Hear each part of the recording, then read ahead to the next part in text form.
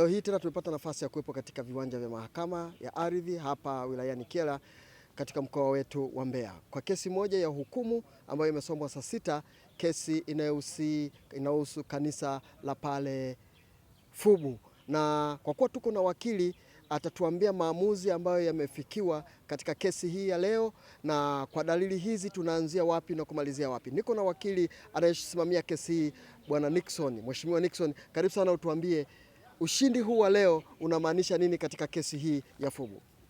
Sana ni kwa majina, naitwa Nixon William Kiliwa, ni wakili toka ofisi ya Mtandika Law Chambers, na ni mmoja kati ya mawakili waliokuwa wanasimamia kesi za kanisa la Kiinjili la Kilutheri Tanzania Dayosisi ya Konde katika jimbo hili la Kusini. Basi leo tulikuwepo na usikilizwaji wa hukumu mmoja ambao ni hukumu kati ya kanisa la Kiinjili la Kilutheri Tanzania Dayosisi ya Konde dhidi ya Moses Makasanga na wenzake ni 13. Katika hukumu ya leo tunamshukuru Mwenyezi Mungu kwa kuwa kwa mara ya kwanza, hukumu ya kwanza tumeweza kushinda, na mahakama imeweza kutangaza kwamba kanisa la Kiinjili la Kilutheri Tanzania Dayosisi ya Konde wameweza ni kuthibitisha mashtaka hayo ambao walikuwa wanadai kwamba eneo hilo ambao lilikuwa hapo Fubu, kanisa la Fubu, ni mali ya kanisa la KKKT. Hivyo basi baada ya hukumu hiyo,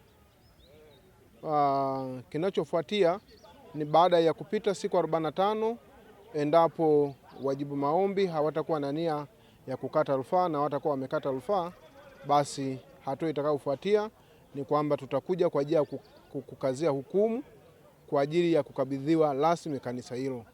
Na katika kukazia hukumu kuna vitu ni viwili tu ambavyo wajibu maombi wanaweza kufanya. Wanaweza kukabidhi kwa hiari yao, au kama hawatakabidhi kwa hiari yao, basi mahakama ina mamlaka ya kumteua dalali ambaye atakwenda ni kukabidhi eneo hilo wakishirikiana na vyombo husika ambao ni polisi. Ni hayo tu. Nakushukuru sana Mheshimiwa wakili, na natumaini kila mmoja wetu, hasa wanadayosisi ya Konde na KKT kwa ujumla hapa nchini, wamefurahia maamuzi ambayo mahakama imeyatoa kwa siku hii ya leo.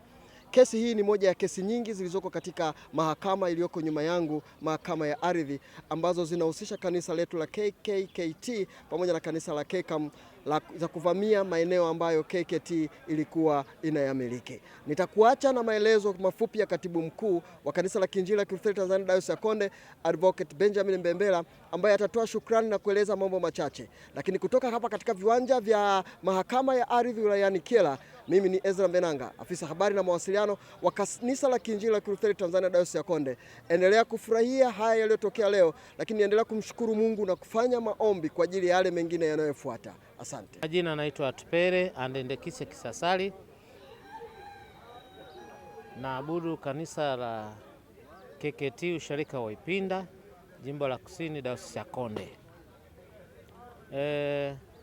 Kwa kweli kesi ya leo nimefurahi sana namna Mungu alivyoshughulika na alivyotenda kwa ajili ya kulitetea kanisa lake. Tumefurahi sana. Tumefurahi, tunamshukuru Mungu kwa sababu hata aliyeshindwa anajua kwamba sio cha kwake. Hilo katika hilo tunamshukuru sana Mungu. Nafikiri na wao walipokuwa nasikiliza hukumu waliona namna hukumu ilivyokwenda, ilivyosomwa, hata katika nafsi zao wanajua eneo letu, lakini pia watulipe gharama zetu za kesi ambazo tunaweza tukazidai hata leo. Sio, naelewana. Hizo hazisubiri siku 40 na ngapi na 5, zinaanzia leo. Tunaweza tukazidai muda wote huu, lakini kwenda kukabidhiwa eneo ni mpaka siku 45. Zifanye nini? Ziishe, tuone kama watakata rufaa ama hawatakata rufaa. Ndipo tutakuwa katika hiyo nafasi ya kulidai eneo letu. Basi kwa kusema hivyo, niendelee kuomba kwamba tumevumilia, tulikotoka ni mbali. Ninafikiri si kama tutashinda kukaa na kuvumilia hizi siku 2-3 zikaisha. Kwa hiyo tutaendelea, tutakaa, tutavumilia, lakini pia tunawashauri ndugu zetu wa upande wa pili. Unajua ukishashindwa ni bora ukakabidhi kwa amani. Ukasema kwa kweli jamani, nimeshashindwa, yatosha, hebu chukueni eneo lenu, mimi inatosha. Kama watashindwa kukabidhi, basi tutakuwa tu namna nyingine, isipokuwa ni kuomba sasa nguvu ya mahakama na vyombo vya dola viingilie. Bwana Yesu asifiwe sana. Amen. Na niwaambie, tutakapofika kwenye hatua ya ukazaji hukumu, asiye akakutisha mtu akasema kwamba tutaona wana KKT tutakuja hapa tutawafanya kitu mbaya, achana nao. Hakuna mtu kati yetu atakayeenda kukazia hukumu. Sio kama tunaelewana vizuri. Ni vyombo vya dola vinavyokazia hukumu. Saa hizi sio maamuzi ya kwetu, ni maamuzi ya mahakama ambayo inatakiwa simamiwe na vyombo vya nini? Vya dola. Ndio vitakavyofanya kazi yake. Kwa hiyo tunaomba tuendelee kusherehekea ushindi, lakini pia tuhakikishe kwamba hatuwasumbui sana wasikawa na hasira wakatupiga. Mungu awabariki sana, na mwisho kabisa ni washukuru sana mawakili ambao nao tumekuwa tukifanya nao kazi pamoja. Ninamshukuru sana wakili Peter Kilanga ambaye hayuko hapa, alikuwa kwenye send off Singida. Lakini pia ninamshukuru wakili Nixon Kiliwa kwa niaba ya ofisi. Tunashukuru kwa kile ambacho tumefikia na kwa ule ushirikiano ambao umeonyesha kwamba tunarudisha sharika zote. Kwa hiyo naomba tuwapigie angalau hata makofi matatu jamani. Tuanze tupige yale matatu. Amina. Tuna washukuruni sana, asanteni sana. Na kama una jambo lolote njoo useme na Wakristo dakika moja. Mimi nimemaliza. Kwa majina ninaitwa Tamari Luvanda Mwakiusa. Kwa kweli hili tukio la kwamba sisi tumeshinda nimefurahi sana, kwa sababu tulikuwa tukienda misioni Fubu ili tufanye ibada, mvua zikinyesha tunashindwa kufanya ibada, tunanyanyasika kama watoto yatima. Sisi ndio wenye eneo lile tunasali nje, ambao sio wenye eneo wanasali ndani ya nyumba ambayo tumehangaika kujenga sisi kwa mikono yetu. Kwa kweli lilikuwa linanisikitisha, lakini kwa siku ya leo kwa kweli Mungu ni mwema kwetu.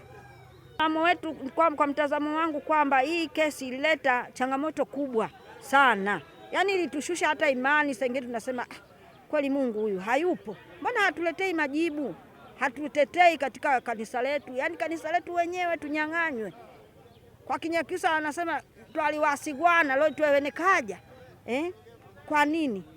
Lakini Mungu mwema, mvumilivu hula mbivu, leo ametupa majibu kwamba kanisa lile ni la kwetu, na ni kweli ni la kwetu sisi wa KKT. Tusikate tamaa, tutashinda kwa sababu Mungu ndio mwamuzi wa yote. Kwenye haki Mungu anakuwepo. Hatua inayofuata, katibu mkuu ametushauri kwamba tuwe na utulivu, kwa sababu sheria mahakama imesema kukata rufaa ni siku 45 ambazo sisi tunazisubiri. Hatuwezi kwenda kuanza kufanya huduma wakati mahakama imeturuhusu kwamba tuendelee kuabudu na kutoa huduma pale kwenye kanisa letu.